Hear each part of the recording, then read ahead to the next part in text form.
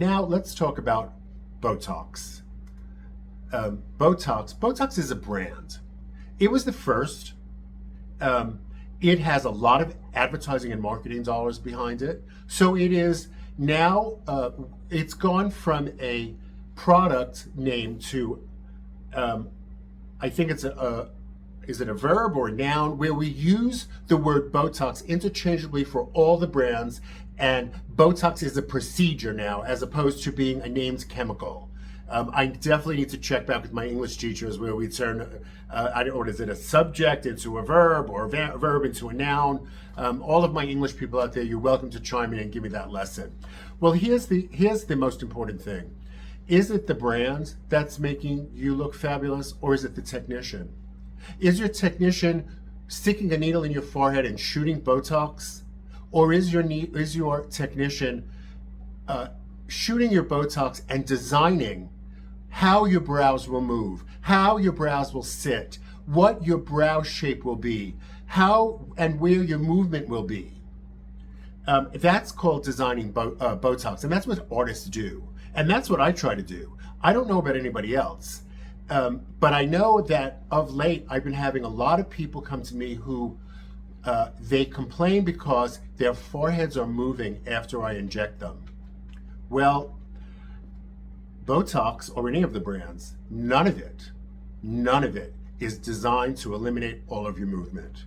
As a matter of fact, when that happens, we look overdone, we can't move the brows, and we look happy, and we look sad, and we look mad, and we look elated, and we have no change in the forehead or the brow. That's not normal. That's not normal. And most people come to the table saying, I want to be natural, I just want to be better, I want to be natural. And as time goes on, they want more and more and more to be frozen. And frozen is not the answer.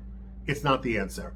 And as we get older, that skin continues to stretch, those lines are going to get worse, Botox will work, or any of the neurotoxins will work, but not like they did 5 and 10 years ago. I promise you that. You know, you may need to do some other things to get control of those crow's feet or those little lines under the eye that we can't shoot, or those lines that are developing below the brow, above the lid, that we really can't shoot with neurotoxin because it'll drop your lid. And people don't want to hear that. I hear that all the time. You know, well, I was going and they would freeze my forehead and it was fabulous. Okay, good. Well, give me their number. I want to go. Or I'd love to have you as my patient and I would love to work on you, but I can't freeze you and I won't freeze you because you're a walking billboard for me. And I want you to be happy, and I want you to be mad, and I want you to be sad, and I want you to be elated. I don't want you to be frozen and not moving. That's ridiculous.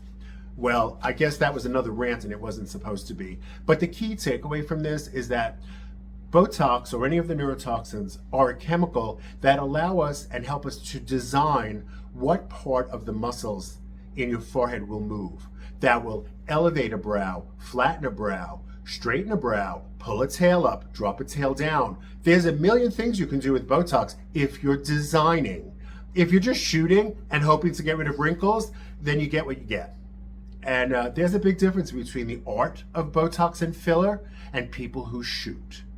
I've been at this a long time. I have books with all of my own work. All of my people look pretty natural.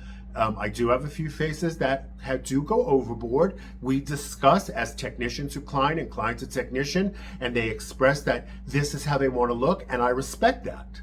I respect that, and at times I can produce it, but there are things that I will not do. So with that, I'm going to take a break because I feel like I'm really raving and ranting, and I don't mean to be. But I think the next post is going to be, I think I'm going to read a text exchange with a patient recently that just blew me away. So let's look forward to that.